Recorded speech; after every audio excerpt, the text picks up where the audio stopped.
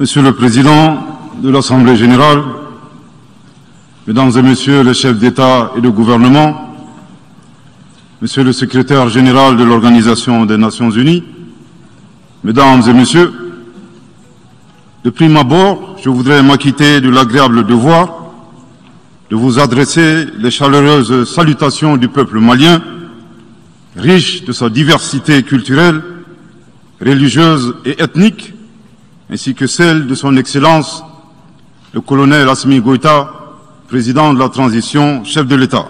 Le Président, le monde se souviendra qu'après avoir été abandonné en plein vol, le 10 juin 2021, par la France, qui a unilatéralement décidé de retirer la force Barkhane du Mali, mon pays a été ensuite poignardé dans le dos par les autorités françaises.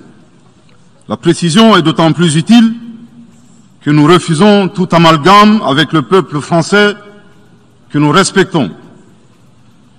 Les autorités françaises, profondément anti-françaises, pour avoir régné les valeurs morales universelles et trahi le lourd héritage humaniste des philosophes des Lumières, se sont transformées en une junte au service de l'obscurantisme. Je répète, les autorités françaises, profondément anti-françaises, pour avoir régné les valeurs morales universelles et trahi le lourd héritage humaniste des philosophes des Lumières, se sont transformées en une junte au service de l'obscurantisme. Je répète pour une dernière fois.